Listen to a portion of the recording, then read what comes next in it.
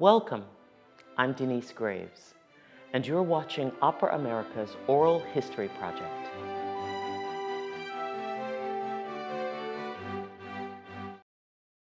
And let's get started because you'll see where I'm going with some of my questions here. But as you know, I start out every one of my interviews, and I'll start out this one too.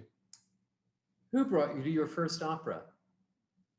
Who brought me to my first opera? Well, that's unanswerable.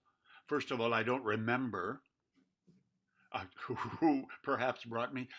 And I suppose my first opera experience with the Met broadcasts on Saturday afternoon, even on an Illinois dairy farm, small family dairy farm where I was brought up, milking cows. Saturday afternoon radio, you could have the radio in various places. That's where I really first heard. Mhm. Probably at Lyric in Chicago was maybe the first one that I had seen. Yep, We did scenes of operas in my music school at Drake sure. University in Des Moines.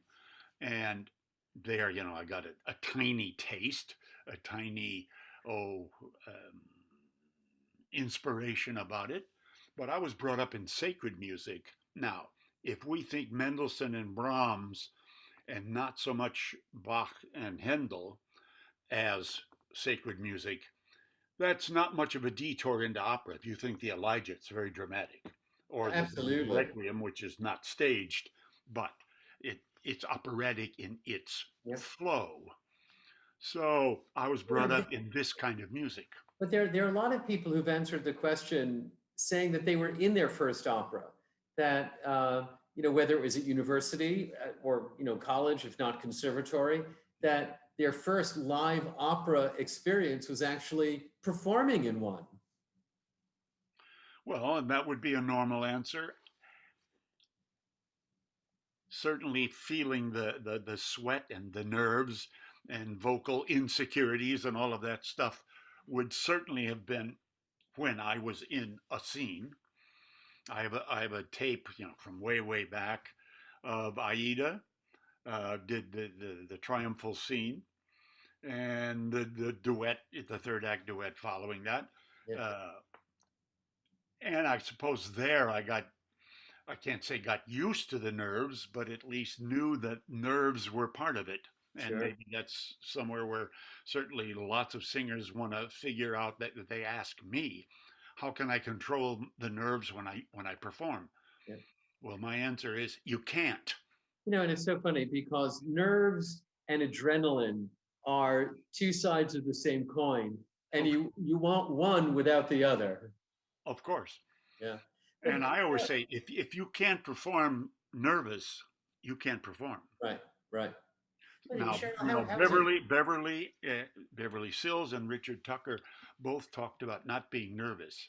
I think they fibbed. Yeah, yeah, I think they fibbed. yeah. Um, but we read, of course, of your youth in Downers Grove and that your family, you were dairy farmers, and yet you had such a rich musical childhood.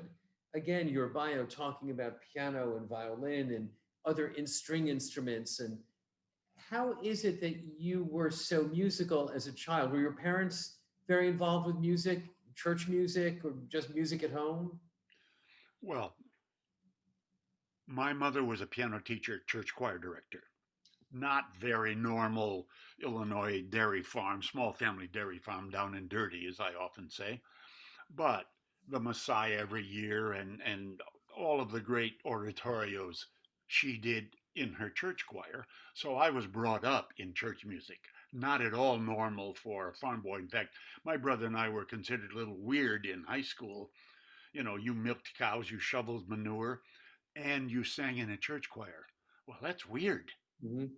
They thought we were weird. You didn't have a choice. You wanted to get dinner, I guess. Well, that's exactly right. When I read your biography, there are so many names, and you yourself have a storied career. But some of your early contacts are with people whose storied careers reach back even farther into American vocal American opera history.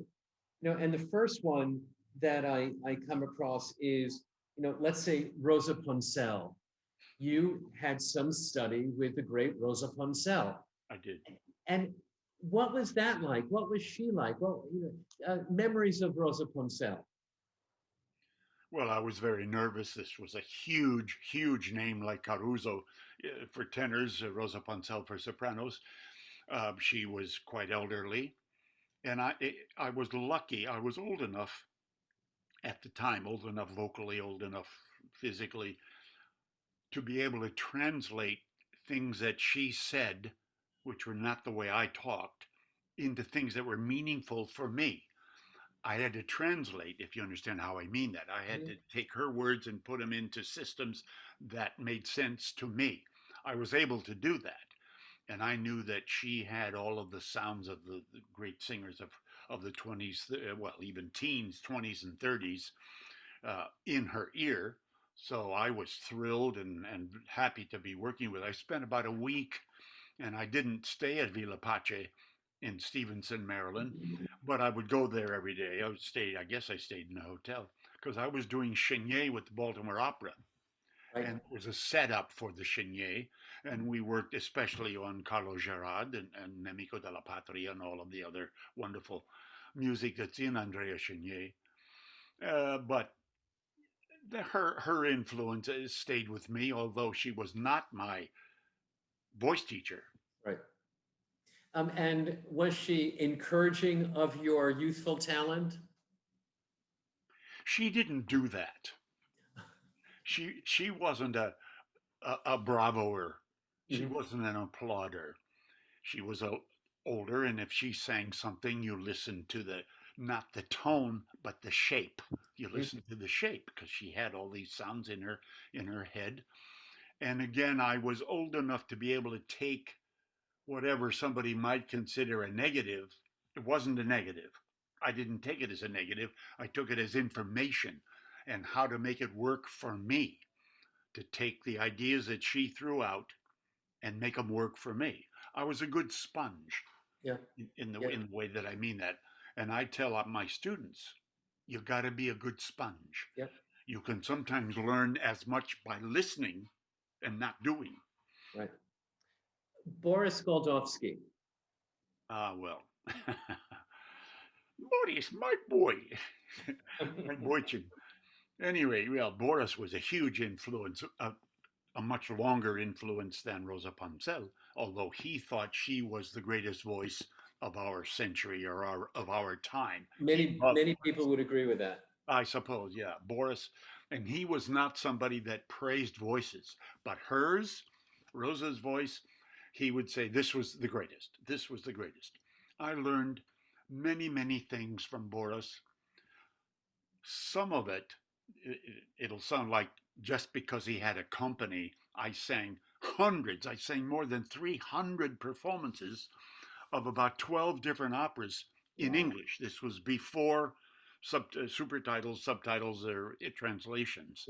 And so everything Boris did was in English, was always for American audiences. It was Southern Canada, but mainly the US, all over the US. And over 5 years, I sang, well, you learn. When you sing every other performance, everything was double cast. When you sing every other performance, you find out about fatigue, you get a little bit sick, just how sick, and can you sing a piece?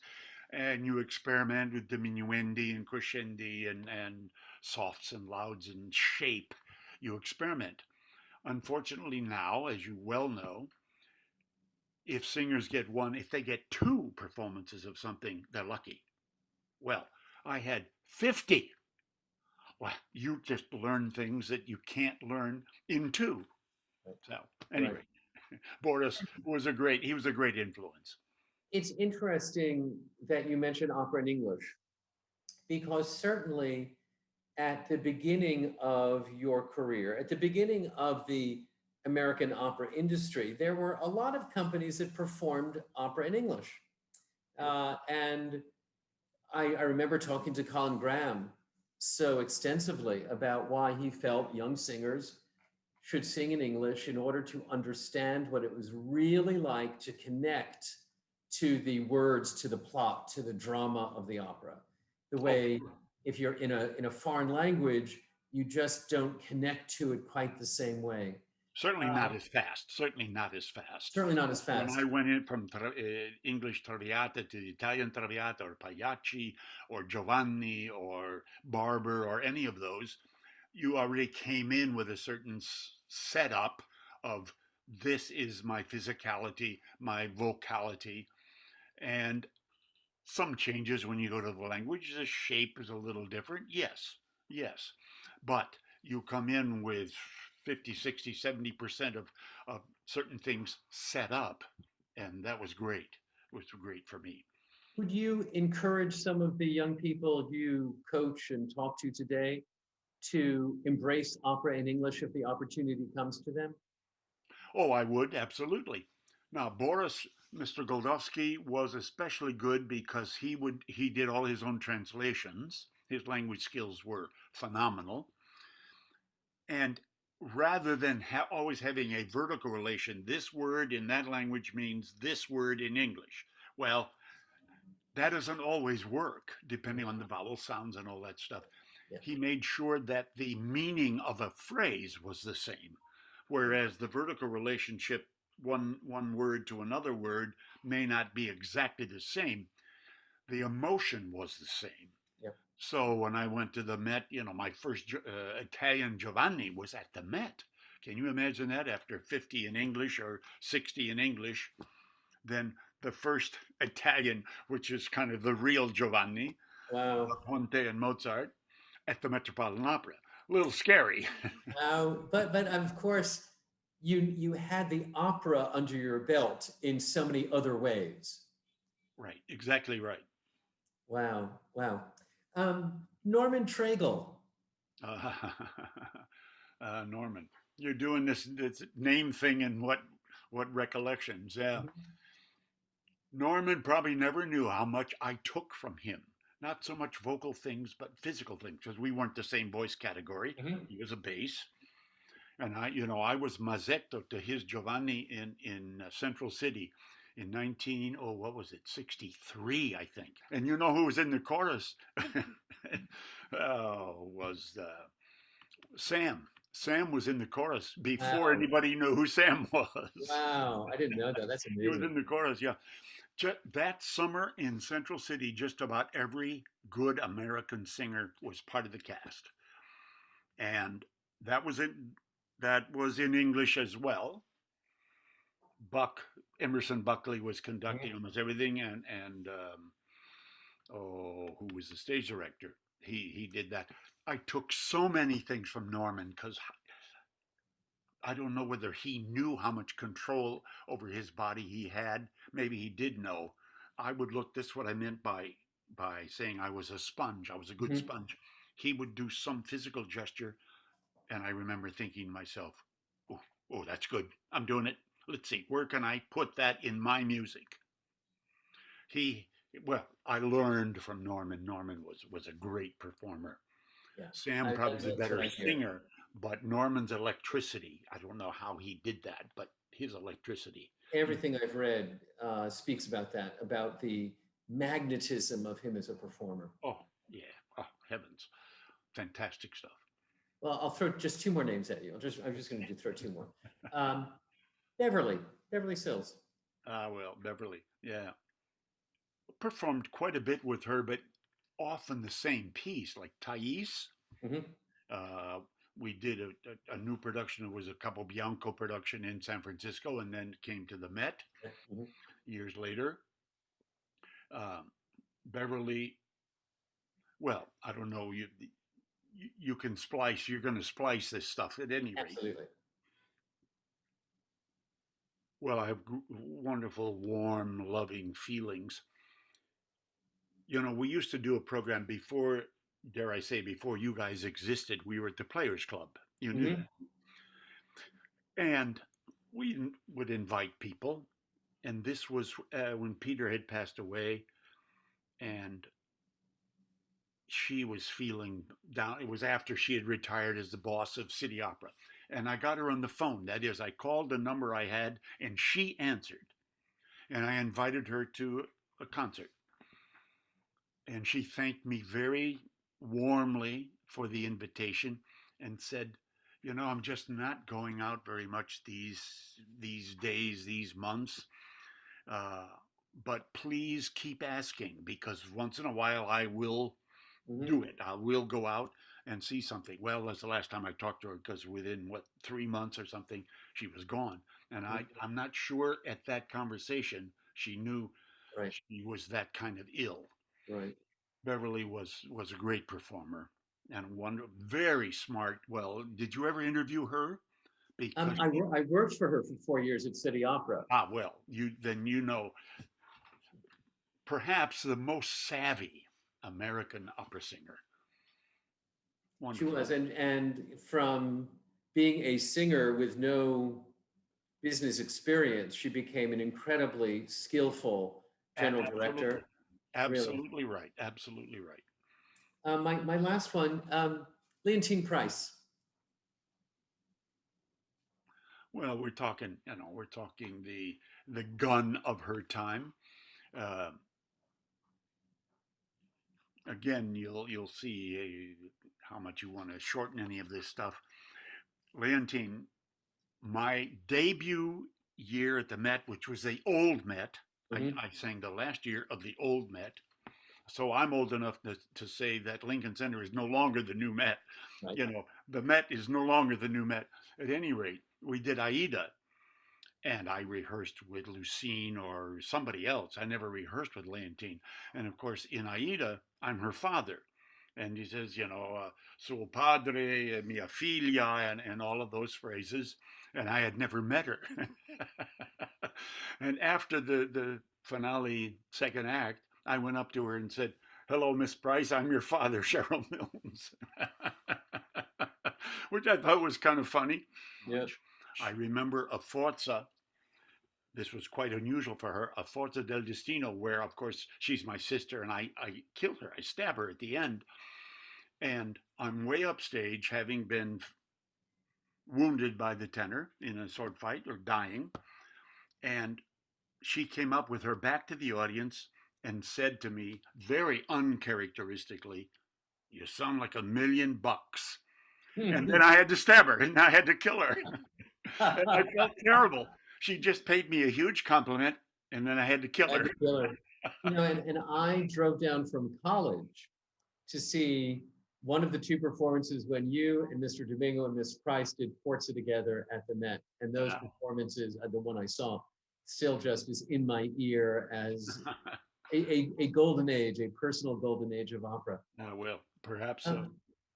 Sherrill, did you find the Verdi repertoire? Did the Verdi repertoire find you? And you are so associated with that entire repertoire, from, you know, his youth to his old age masterpieces. Right.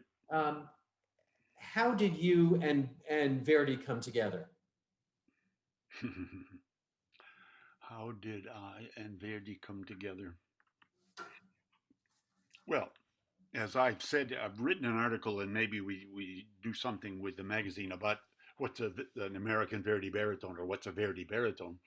All of us who are thought of as Verdi baritones sang other composers, Mozart and Handel and Ponchielli and Puccini, of course, all this. Part of it was now in history, or in hindsight, I can say this. I replaced Leonard Warren in terms of the Met's casting. Yep.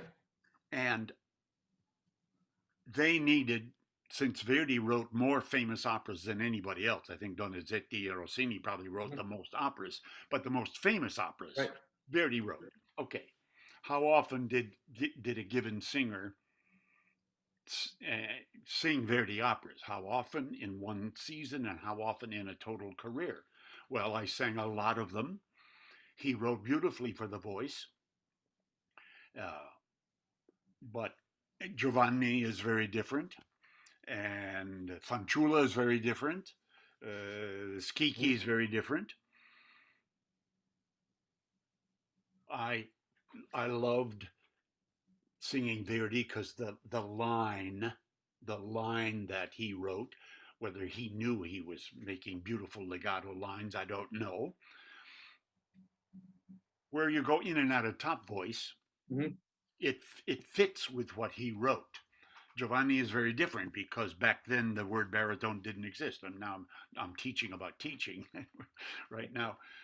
The word baritone didn't exist. Giovanni is a lyric bass, and Verdi wrote special tessitura for the baritone and fatter orchestrations so that the baritones of the time had to sing higher, longer, louder, Mm-hmm. with a lot of brass, often a lot of brass there Mm-hmm. in the orchestra. And I guess the Met found out, or I found out first, that I could do that.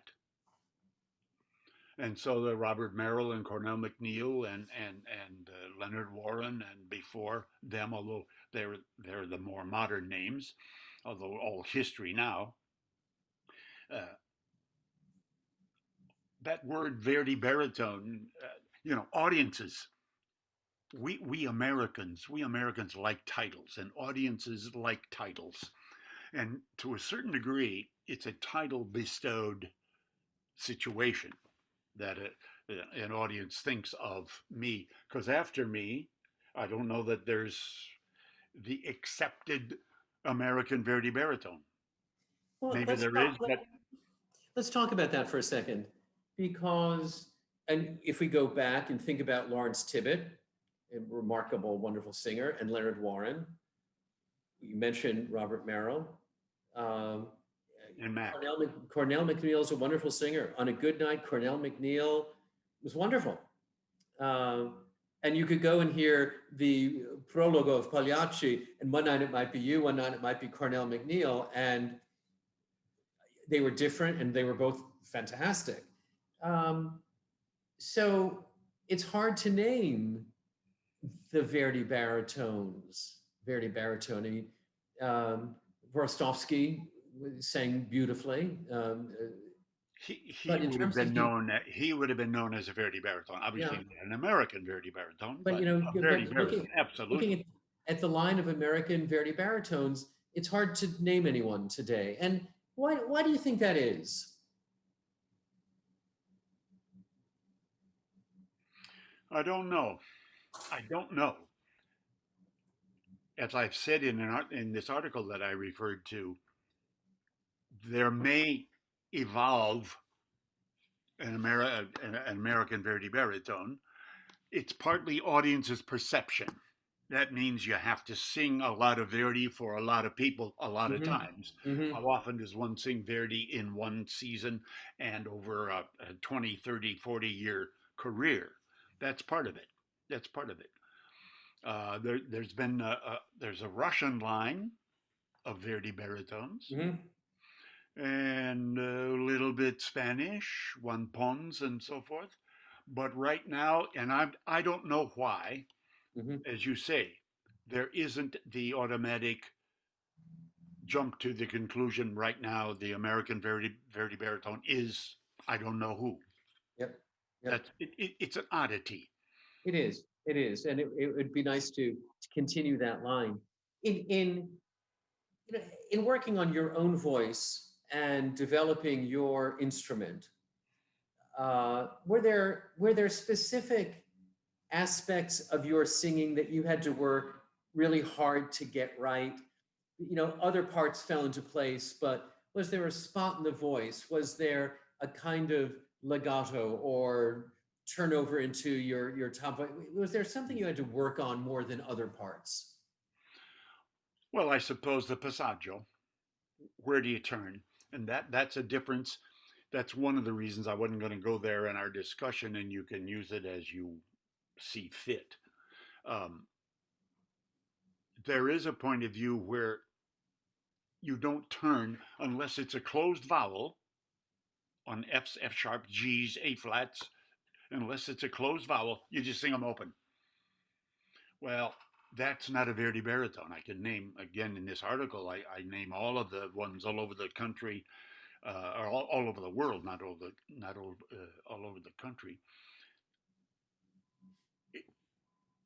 There is a fatter, richer, deeper sound. Now we're talking a little bit of vocal technique here, but fatter, richer, deeper sound, and a baritone going in on E natural, certainly F's turn, not wide open.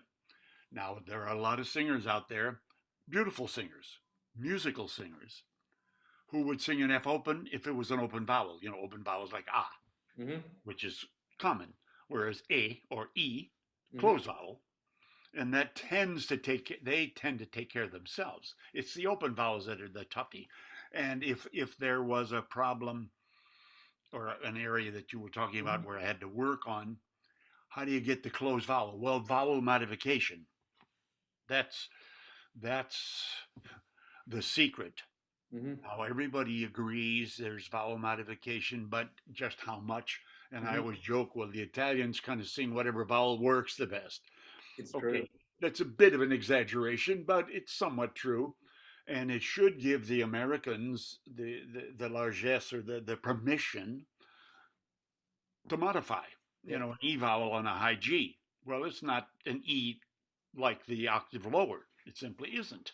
You've got to put a lot more A in it and keep a lot more vertical. Now I'm doing a little teaching voice here.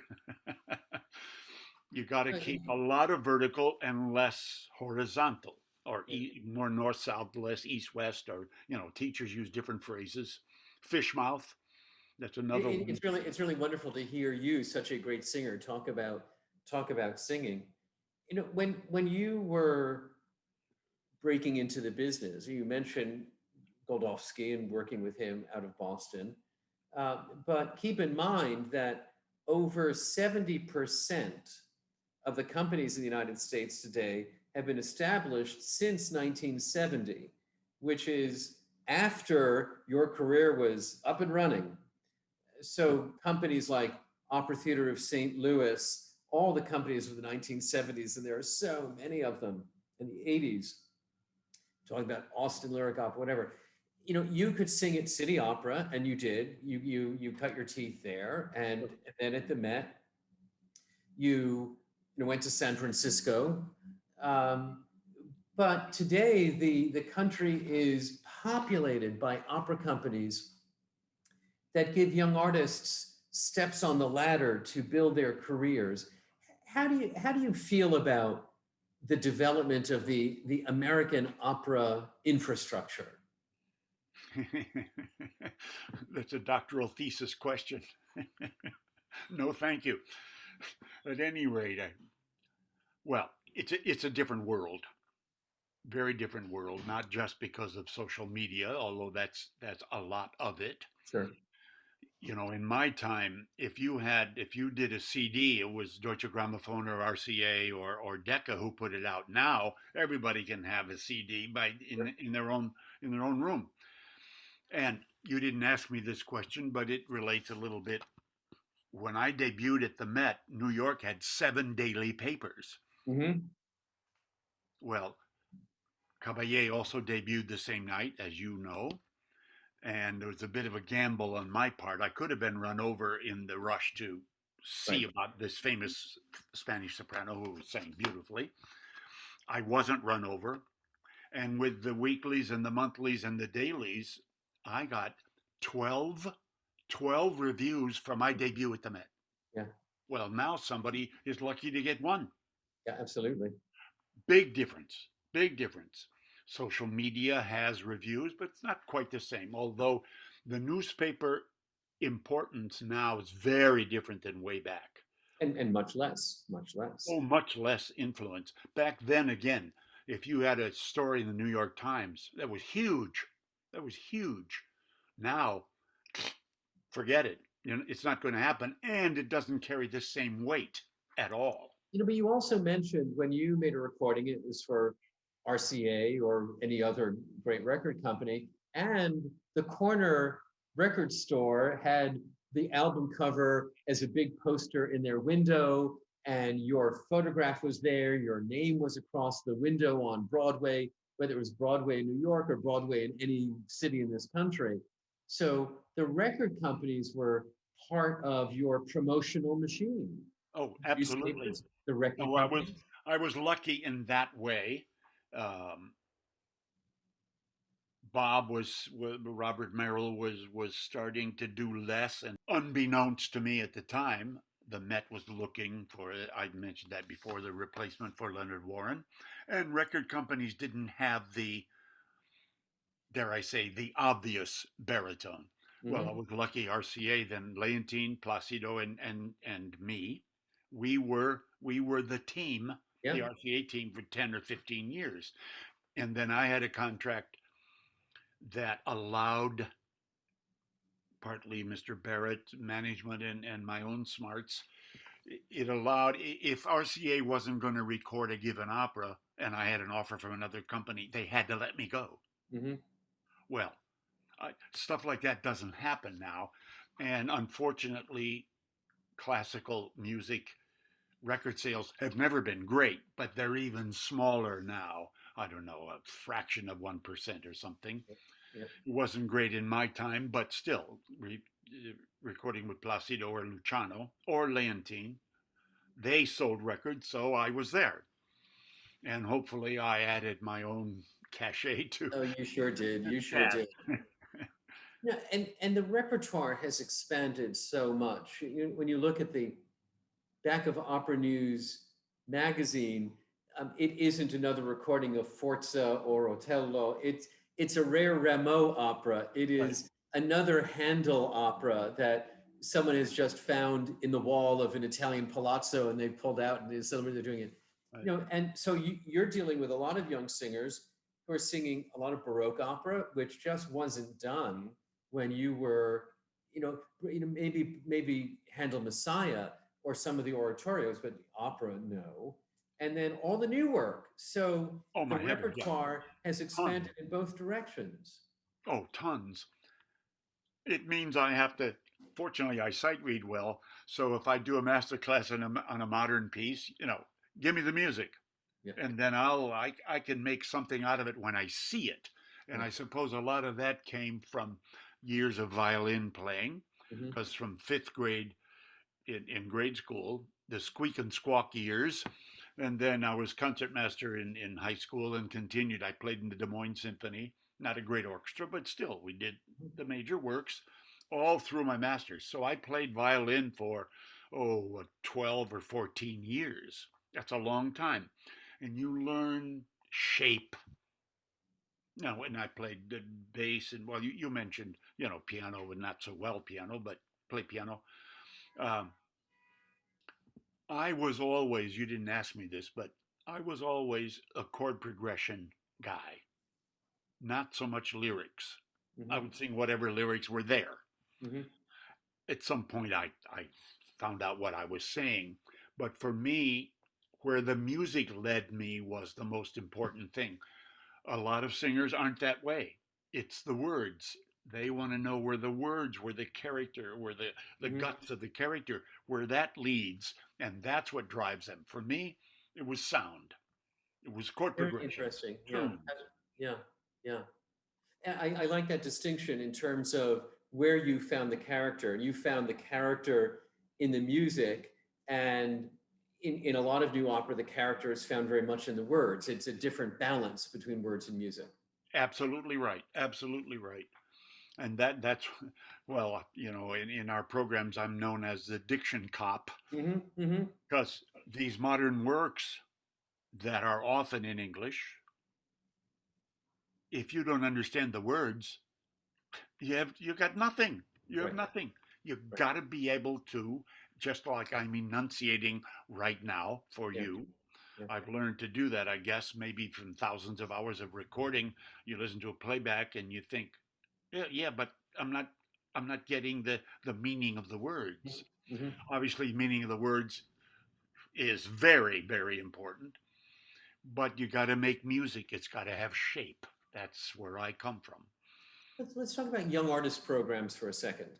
And and let's put into a box over here the fact that you are central to a young artist program. But if you think about, and you have done master classes at St. Louis, Santa Fe, elsewhere, you spent a summer at Santa Fe. I think it's just one summer at Santa Fe Opera. Um, how do you feel about the place of the importance or not of young artist programs in the development of singers today? Oh, well, it's very important and it's valuable because it's kind of the next step after your very, very talented master's candidate using university timing as a criteria here. Um, very important. What sometimes happens in the programs, and that's not as good, is that they use the apprentices as the chorus. Mm-hmm. And that's kind of all they get. American, well, not just Americans, every singer in the whole world has to be able to sing all kinds of music. Now that's using it in the best sense. That's showbiz. You got to be able to turn on. You got to say things in your face, in your eyes, in your body language. You have to be able to do that. Just standing and making what, pearl-shaped tones or whatever phrase you like there is just not good enough. Audiences, that's what I tell singers. Audiences aren't sitting there analyzing the music. Oh, they said a masculine plural and it's feminine singular. Or, oh, that's a half note. They sang a quarter note. Nobody's doing that. They like you. They don't like you. It's not quite that simple, but you gotta have body language and face and eyes. The character has to live. Mm-hmm. You have to tell a story. Whether you're doing Carousel or you're doing Nixon in China or you're doing Otello or Falstaff or, name whatever you want. Those aren't the most modern pieces, but some modern. You gotta say something. You gotta reach out to the audience and bring them to you. Don't go to them, bring them to you. And do you feel that young artist programs give the young artists this experience they need in order then to be able to communicate the way you prescribe here? Well, a lot of them do. There's probably a few, and I don't know who they would be, want to simply use the apprentices as the chorus. Well, it's a rich chorus. Mm-hmm. You've got these voices making wonderful choral sounds, but it doesn't give the singer. They can learn from singing in the chorus. I did in the chorus in Santa Fe, you mentioned. I was in the chorus. I was the chorus. You can learn things, but if that's all you ever do, your growth is stunted.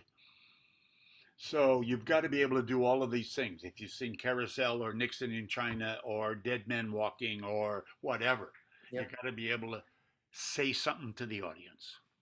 Now, you were talking about the Young Artist Program after your master's degree, and maybe you do a couple of Young Artist Programs. Rosa Ponselle was 19 when she made her debut as Leonora in Forza del Destino. So how do you, and you were taking on important work when you were a young guy. You were making your Metropolitan Opera debut in leading roles at the age of 30. 29. 29. Then I lied for 4 years. The truth comes out. I lied for 4 years, and then at some point I remember thinking to myself, I shouldn't be 29 and singing Gioconda and Macbeth and these things. And so the next day I was 34. Well, you're not the first. You're not the first to fib about an age. So there's this prolonged period of training of master's degrees and young artist programs. You were Metropolitan Opera singer, lead role, 29 years old. Ponselle was singing Leonora in Forza at 19. What's taking so long these days? Well, I think, first of all, that 19, 20, 21, 22-year-old debut business is way in the past. Physically, we don't mature as singers. I mean, we go through puberty, okay, but puberty is not the voice. and you have to, in a manner, if you sing before puberty, you got to retrain everything because you have a different set of muscles and different set of everything, emotion certainly, and you need to know lieder and sacred songs and opera, but especially art songs. Art songs often are undervalued, and I push our singers to do art songs because they're not about high notes. They're not about high notes. You probably get this as well. We've had singers say, "Oh, I love the improviso, the tenor aria from Chenier, except I can't sing the B flats at the end. There's two B flats in it." And I say, "Well, you can't sing it. If you don't have an A flat for the prologue in Pagliacci, doesn't matter. Love it. Oh, love it. Sing it for your girlfriend, your wife, or your mother, or your father.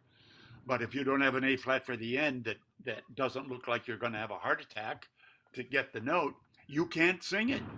You got to have those things under control." Well, ordinarily, that's not a 19 or a 20 or 21-year-old, dare I say, device or strength. You can't. You've got to be older. And part of, we say my 29 at the Met, but I had done hundreds of Traviatas, of Barbers, of Giovannis, of Rigolettos, of Toscas, of Bohemes, of Carmens. I had done hundreds of total of these things. Are you hearing the thunder? Wait, I was wondering what that was. That was thunder? Oh my goodness. Yeah. Oh, it's raining. You have thunder, I have New York City sirens. Okay. Because with Goldovsky, you had sung hundreds and hundreds of performances. Oh my heavens! 5 years, over 100,000 miles, bus, real tour. That was a tour. The Met tour. The Met tour was luxury. I loved the Met tour. Boris was hard work. And I will be talking to some other people in the course of the next few weeks about some of the touring companies, whether it was Western Opera Theater or New York City Opera National Company. Of course, you experienced the Met tour, and we have been visiting various opera companies virtually in the course of the year of COVID, and we've studied the Met tour across the country and how many performances there were and how many productions were brought across the country. Were you on the train? Did you go on the Met tour while it was still going on the train? I did the last Met tour on the train, and then they started to fly. And that the train was much nicer because it was much more family. The plane, you're kind of strapped in your seat, and you didn't chum nearly as much. But I'm convinced that, as I say, I loved the Met tour. However, I think every local company, Atlanta, Minneapolis, Detroit, when the Met stopped touring, the local companies expanded. Yeah. Because when the Met would go, the wealthy folks, the music lovers, well, I want to support the Met because that's the highest form of opera. I understood that. But then when the Met wasn't a possibility, they supported the local company. And that was healthy. Absolutely. And a very important chapter in American opera history is the intersection between the Met cities, where they went every year, then stopped, and the growth of those opera companies after the Met stopped touring. What was it you enjoyed about the tour so much? You speak so warmly about it. What did you enjoy about it so much? Well, money. You know that word money? First of all, you're paid whatever your contract says. And you flew first class and in a nice hotel. And unlike the orchestra and the chorus, who when they went out, they didn't like it because they had to stay there. Of course, they were every night. Well, I would do maybe 2 in a week, so I'd fly home and I'd fly back. And first class then was great, and that was all part of the deal. I mean, you paid for it, but you were being paid. Yeah. And parties. I mean, not that one should be a drinker at all, but then you could drink free of charge if you locked into the parties. And there's still stories about those incredible Met opera parties, and I mean, I'm sure they were elegant affairs, but just how the host cities would roll out the red carpet. Oh, absolutely that, exactly that, yes. How fun. I wanted to pursue a little bit as I thought about it. This whole question. So you're touring with Mr. Goldovsky, you're touring with the Met, and all of this live opera coming to people. Now there's this infrastructure of local companies, but there are all of these live streams and video projects and transmissions of all sorts. So, touring is a thing of the past, and it has been replaced. Do you think there's something lost without touring? Well, there's something lost for the singers, yes. Maybe for audiences as well. I remember at some point, with Goldovsky, we were in high schools and lots of smaller venues, and we did what Bohème, and then somebody at the end of Bohème, Mimi dies, and all of that stuff, and somebody said, "Oh, do you do an encore?" Well, fair question. Wrong, naive question, but okay, we understood it. No. In the Met tours in the early 1900s, after Bohème, they would do Lucia's Mad Scene. there would be an encore. So what I hear you saying, unlike the Met tour, the Goldovsky tour went to small venues and little communities that would never either have their own opera company or would never have a visit from a big opera company. It was live opera in person, close to home. Right. In fact, almost never were we in a city that had its own company. Yeah. Almost never. And Boris used younger singers. So I sang things with him, and I tell this to singers all the time. They say, "Well, should I sing this or this or this?" Well, some things are too old for a given singer. But I say, "Who are you singing with?" I remember in Beijing, a young baritone, a very talented baritone, asked me, should he sing Carlo Gerard? And I said, ordinarily you would say, of course not. Chenier is a grown-up piece. Well, it is, yes. I said, well, who are you singing it with? And he said, well, my colleagues in college. I said, sing it. Because everybody is 25, 24. Mm-hmm. They're all going to have the same weight. You won't be, as I put it, you won't be conned into trying to artificially darken your sound and sound 40 or 50 years old. Right. You shouldn't. So you sing with young singers and, do it. Okay. Do you think that the absence of touring may be a loss for the singers?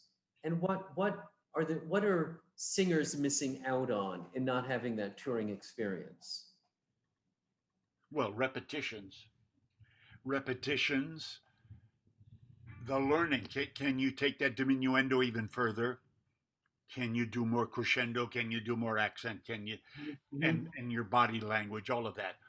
This is why I tell, if a singer really wants to be on stage, and that's very important for them, the German-speaking houses are still the place to go. That's most of Switzerland, Austria, and of course Germany, even though there's some less there than once upon a time. But you got to learn the language. You got to learn the language. But because of the repetition. Yes. Now, you don't get to do 40 or 50, but you do 10 or 15. Well, that's a big difference from 1 or 2. Yep. And I've always thought, not everybody agrees, when you can control this, and that's not always, but when you can control this, you should graduate opera companies with the same role rather than graduating roles in a big company. Mm-hmm. Mm-hmm. Singing small parts in a bigger company, your whole psyche, your concentration, your mental, your physical energy gets used to the small part, and you never grow into the bigger one. Well, you sing Trovatore or pick an opera, Giovanni, in a small theater, you at least are doing the whole curve. Yeah. You learn the fatigue and the attitudinal differences towards singing a big role versus a small role. We've talked about Norman Treigle and Boris Goldovsky and Rosa Ponselle, and you're being a sponge and you're translating their message into something that was useful for you. Are there other people who were important reference points for you in your early career development? Folks, you may not even have known them, but you listened to them, or you knew them, they didn't teach you, but they gave you advice. Role models. Are there some other folks who really helped shape you in some way? Well, two voice teachers, Andrew White, who really taught me how to get into top voice, and Hermanus Baer, which was a Northwestern situation. Um, Goldovsky. Well, the coaches at the Met, when I went to the Met, every coach was European. Mm-hmm. That phrase that I use, Nazi Germany fallout, is not the exact phrase, but we know what we're talking about. They were all Jewish, of course, Polish, Swiss, Austrian, and of course German.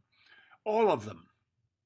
Well, they brought with them a wealth of knowledge, and I was good at well, sponge. I already used that word. I was good at taking somebody what somebody would say. Also, sitting in a room rehearsal with a Corelli, Bergonzi, Gedda, Richard Tucker, these people. Okay, they had studied with others, and I was good at hearing them do something and said, "Oh, I love that. That's good. Where can I put it in my music?" We're not singing the same music, so I'd have to find a place, some shape. I mentioned that already. Some shape that Franco did. Was Corelli a great sight reader? Of course not. Of course not. None of them were great sight readers. Mm-hmm. Nevertheless, they had certain qualities that were quite beloved and exciting and thrilling. Corelli's sound, especially, great sound. Well, I was good at taking things, so I wasn't really studying with them, but I would hear them do something. Oh, I'm going to do that. Where can I do that and make it effective? I was good at that. Wow. It's amazing to just hear you rattle off those names, and those are not bad names to be around. Well, I was lucky in that, without realizing I was lucky at the time, singing with all of these people. I mean, Richard Tucker, how many. Leontyne is alive and sang with him. Martina sang with him. I sang with him tons, which makes me part of the Tucker Foundation, of course. You know what? Sherrill, it's so, the economics of studying, it is so expensive to study today, to take the time to perfect the career. You may not have a lot of work coming out of conservatory or coming out of a young artist program, but you want to do a role study and prepare, or you have a number of debuts coming up that are new roles to you, and you want to work with your voice teacher and your coaches. The economics of a career today are hugely discouraging, and of course you're dealing with a lot of young singers. How are they coping with that? Well, part of it is the programs, VOICExperience and Savannah VOICE Festival. If you want to cut it down to how much are you paying per lesson, well, it's a fraction of what you'd pay in New York, because what you're saying is absolutely true. It costs a lot. I think singers, when they come to our programs in particular, sometimes find out, I don't think I want to do this. Or, how talented are they? The biggest problem with young singers is to inspire within reality. Inspire within reality. That's tough. Because you can't tell them you suck. Because somebody probably could have said that to me as a sophomore in college or something. I wasn't very good. I was a good musician, but I didn't have a great sound. Every great singer has been mistaken for a loser. It's just the kid, yeah. Right. It's a problem with competitions, of course. If you don't win the competition, you think you're a loser. Well, I was a big competition loser. I didn't win a whole lot of competitions. My career did not come because I won first prize somewhere. I think a couple of local Chicago things I did. But the Met auditions, the best I ever did, I got some money out of it. I think I tied for second or third in Chicago with what's her name, the Carol Fox's successor at Lyric, Oh, artist training. Artists, yeah. Artists, I have a picture with artists. We split second prize. Oh my goodness, I'd love. You have to bring that picture next time you come. So did working with Goldovsky sort of keep you fed? Oh, yes. Also, well, this part you know, but maybe your viewers don't know that. In Chicago, I did a lot of voiceovers. You know, I could sing poppy stuff. And they found out that I could sight read. I didn't make mistakes. And I could sing totally pop or kind of barroom baritone, you know, unrefined with the Mhm. honky sound, or more refined stuff. And I learned early on if there was any problem that the guy from the ad agency heard, because lots of the Schlitz and Marlboro and International Harvester tractors, and I mean tons of products, that was paying money. That was paying Yeah. that was paying a lot. Chevrolet truck, Chevrolet for 63. You see what I'm talking about? Because that was the commercial. Wow. Chevrolet for 63. We made the Baja Run. That paid me some thousands of dollars, and I bought choir robes for my mother's choir with one of those checks. Wow, that is fantastic. Yeah, just trying to figure out how to hold it together until your sound became the sound you needed it to be to have a career.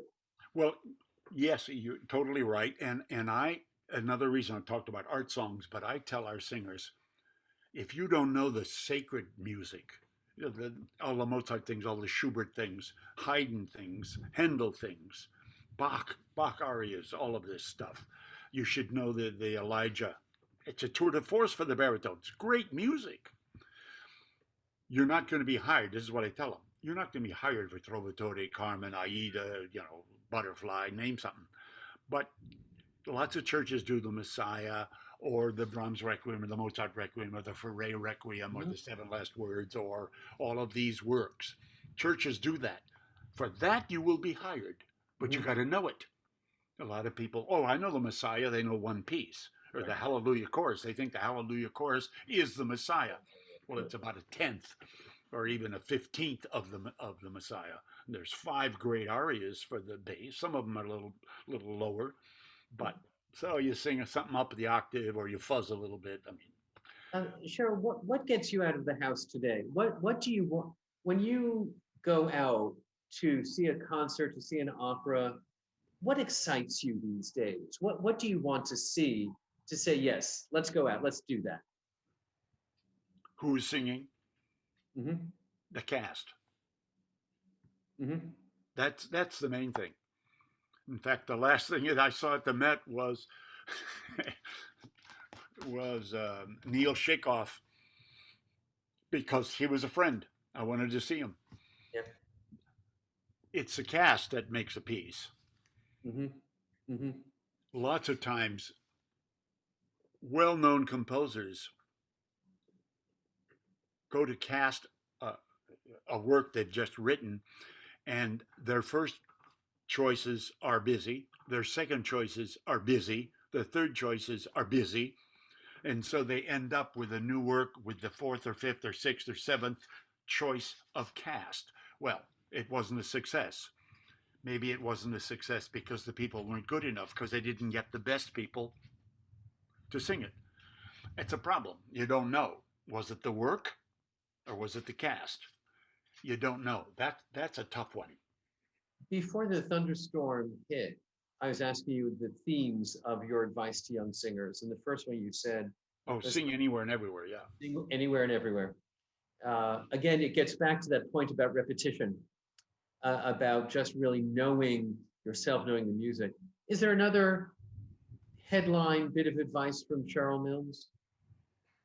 Well, I already said sacred music, art songs, not about high notes.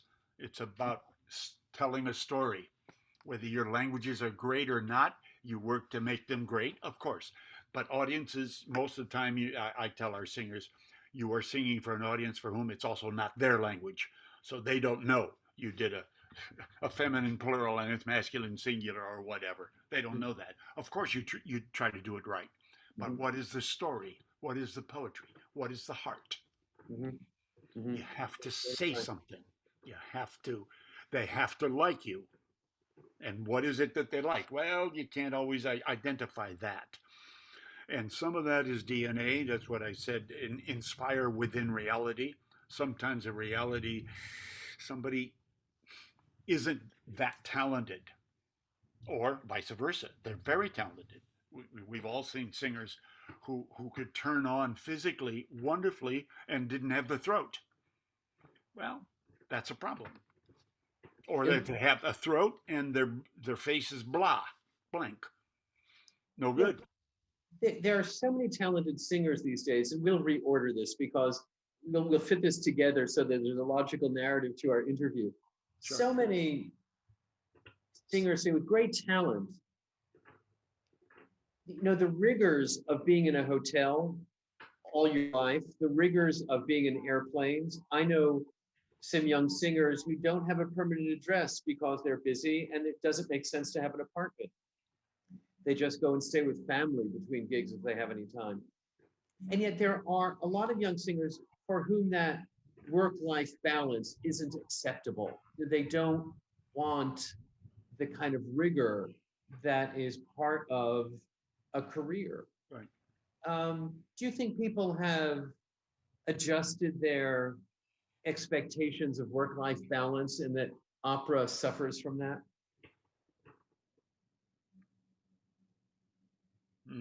Interesting. People certainly have a right to decide, I don't want to do that. And something else that Maria and I try to stress is that doesn't make you a failure. Because you didn't sing at the Met doesn't mean you're a failure. We Americans especially, tend to think if you haven't sung at the Met, well, you don't have a career. It's problematic. Personal choices, though. 2 or 3 performances a week does not a life make. There's other things in life besides singing arias or art songs or recitals, although the recital business is kind of in the tank right now, unfortunately. You know, over my career, I saw the diminution of companies going out of business. Yeah. That's a whole other subject. I won't even go there because I can get quite worked up about why that is, and it's a shame, but it is a fact. Yeah. Really, you can't earn a living from singing recitals now. Yeah. No, and so few cities even try to produce them at this point. Right. Well, some of it, I won't do the whole thing, but some of it is, you know, like the 10 tenors or right. Big groups. Okay, if one person walks out with a piano and a pianist, that's 3 things on stage, 2 people and a piano. And then 2 weeks later, they have 10 singers with loudspeakers and taped accompaniment or a band there. Same cost. They're going to think that the bigger group is a better deal. Well, it may not be a better deal, but it's going to look like a better deal, of course. I mean, 10 versus 1. Sure. No, you're right. That's a toughie. That's a toughie. So, Sherrill, I'm going to tie off this and just say thank you. You know, we could go on talking for hours, and I hope we do. This has just been wonderful to have some of your recollections of some of the titans in our field, you, a titan in our field, sharing some advice for singers, advice for professionals who run companies. It's been great to capture this. I thank you for being a part of our belated 50th anniversary celebration and the creation of our oral history project. Thank you. Well, it's been my pleasure, Mark. Thank you.